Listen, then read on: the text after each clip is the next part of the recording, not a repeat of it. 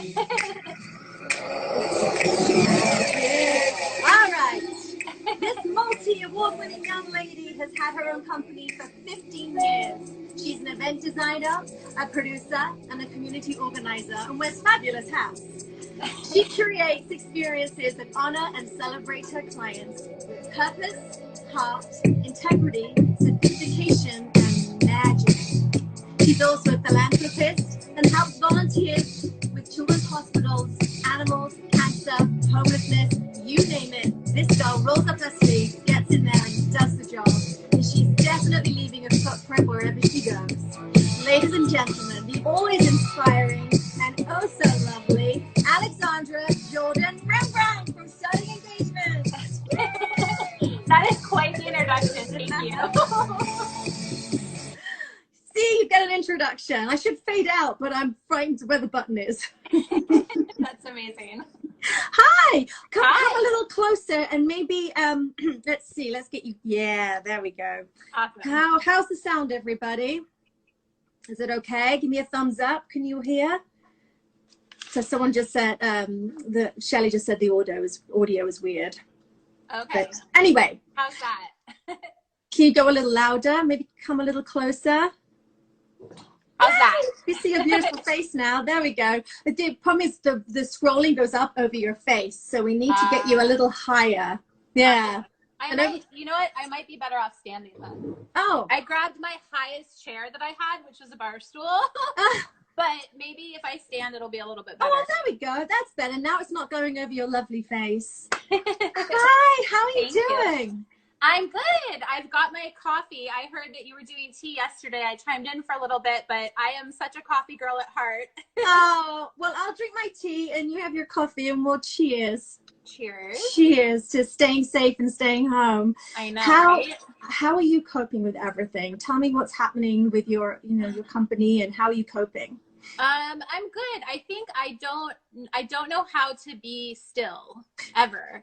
I started my company next week will be 15 years and amazing. Downtime has never existed. And so, every once in a while there'll be like the day after an event where you have that like event hangover. But other than that, if I have more than like a day or two, I lose my mind. Yeah. So I've done what I can to stay really busy, maybe even like a little too busy. Like doing like a million different things, talking to a bunch of different people, doing a ton of wellness checks on everyone around me.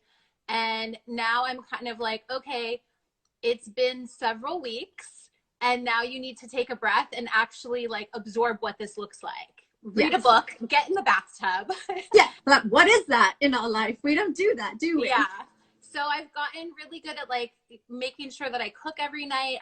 My little brother who's 20 and goes to CU Boulder is here and he's been here for almost a month. So I feel obligated to make sure that he's got a good meal every night because I know he doesn't get it when he's at school. So that's kept me busy. And then I have been walking a lot with my dog, but the weather has kind of prevented that as much lately. Yes. So, yeah.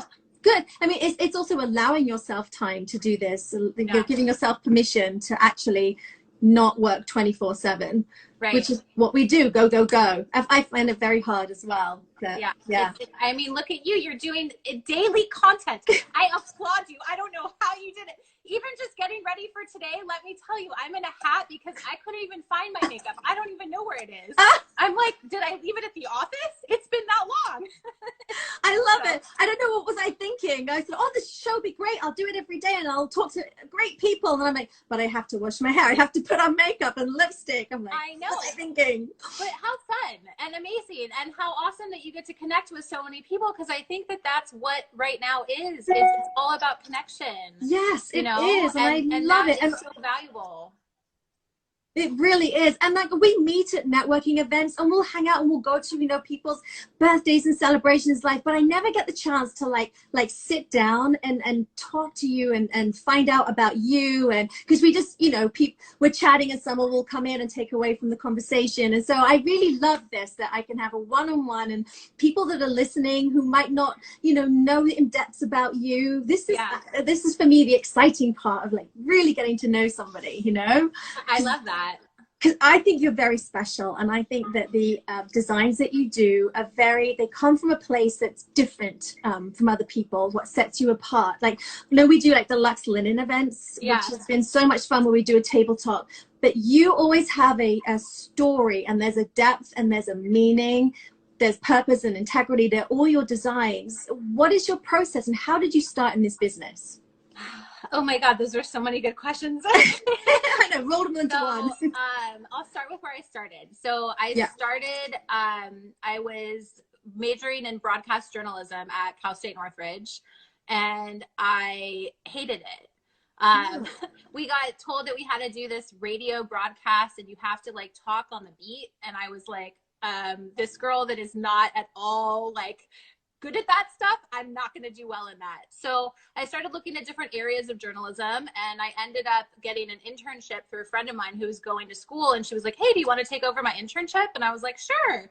What is it? And she was like, well, it's basically doing events. And I was like, what's that? She's like, you're just setting things up. It's like fashion shows and launches, and I really think you'll like it. And I was like, okay. So she left for school. I started on that Monday. I walked into Tony Schubert of Event 11's office, and I was his intern. And my first event was the TV Guide Emmy After Party. Oh, wow. I worked very diligently for about 3 weeks on Velvet Revolver's rider, trying to source things like grape recharge and things that are just, it was like a 3-page rider. And the night of the event, it was like an 18-hour day, and I remember driving home, and I was just like, this is the best thing ever.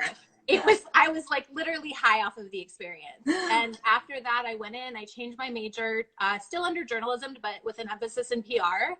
And the rest is kind of history. I worked a little bit longer for him and continued to kind of be like on-site production support. And then I actually worked for someone there that was working for Nikki with Exquisite Events. Oh. And she brought me in, and my first wedding was like a 4-day amazing Indian wedding in true Nikki form. And I worked with her for a few years. And then when I did like a white wedding dress wedding, it seemed so simple because I had done the most complex of the complex with Nikki. Yeah. And I started my company. It was senior year in college. It was in my apartment. I had lost my dad previously. So I named Sterling Engagements. His nickname was Sterling. So I named that after him. We have that in common. That's amazing. Really? Yeah. Oh, I didn't. Yeah. I didn't know that. Well, my dad called me Blue. I know, see? I'm finding out all these things. My dad called me Bluebell, so that's why I Bluebell. And you have Sterling because your dad was Sterling. Named after our daddies. I love that. Yeah, so I wanted to continue on his legacy, and I figured that naming my company in his honor would be the easiest way to do so. Started the company, put an ad on Craigslist. It was April 18th, 2005. And my first job was an Indian wedding, actually. She was based in New York. She was getting married in Los Angeles. I happened to be flying out to New York, got to meet with her. I remember taking a picture with the check in my hand. I was so excited. Oh. And then I started working for a law firm and really kind of like bridged the gap with my corporate experience and kind of fine-tuned it. And I knew right off the bat that I never wanted to do like one type of event. It was really important to me that I had that mix. Yes. If those that know me or those that don't, I'm just very complex, and I like challenge and complicated all the time. So for me, having my hand in multiple different events kept me kind of, I guess you could say very actively challenged, which was a great position for me. So I worked on getting my corporate experience a little bit better, and got to the point where I was too busy to work at the law firm anymore. So left, went full time in 2008.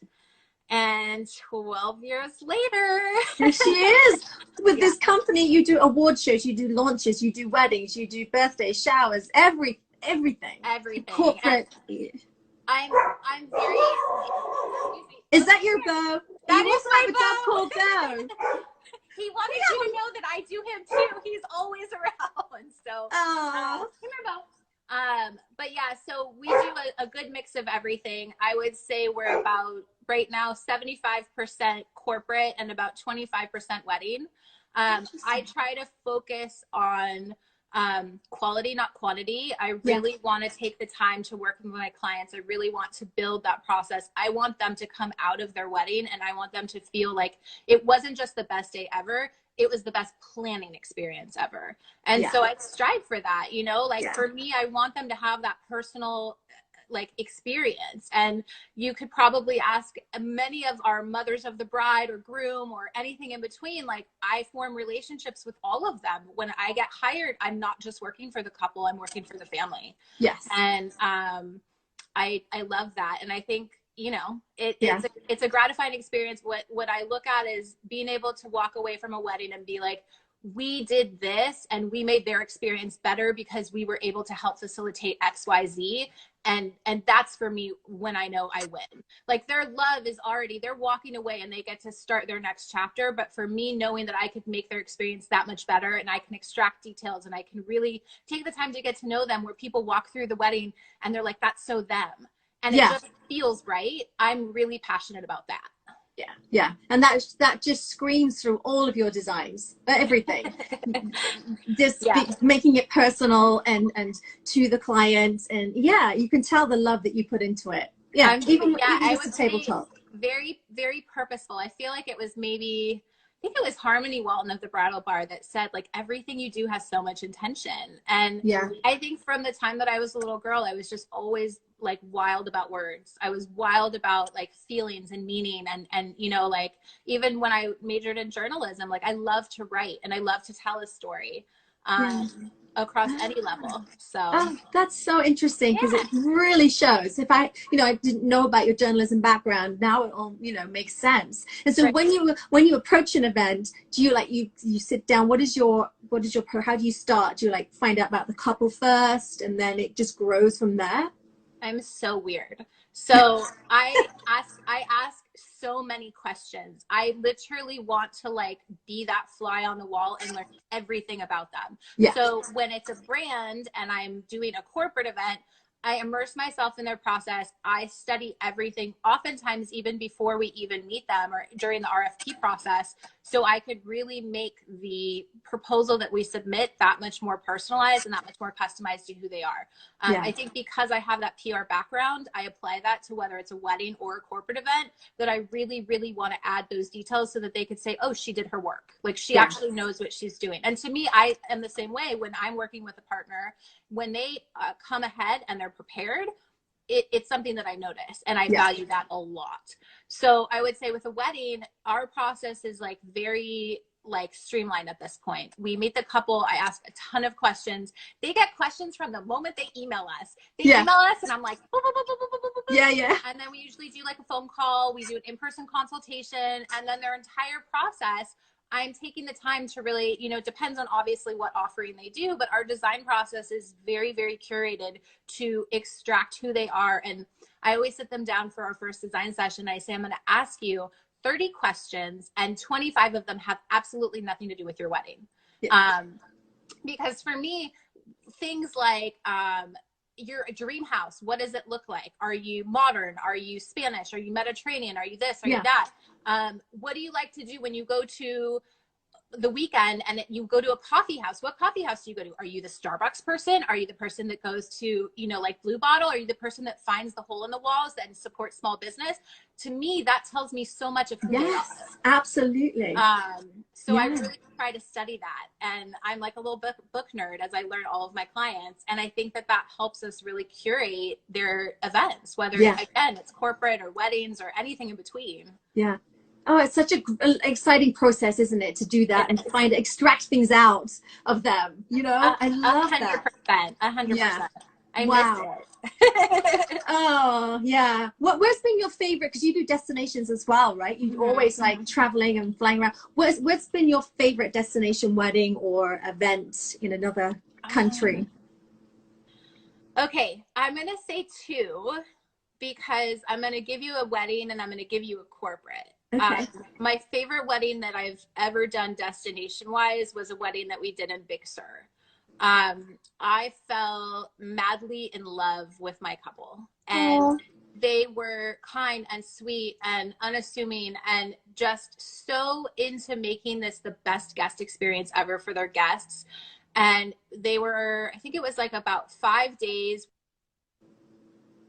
Oh, hold on. She's going to come back. There she is. We spent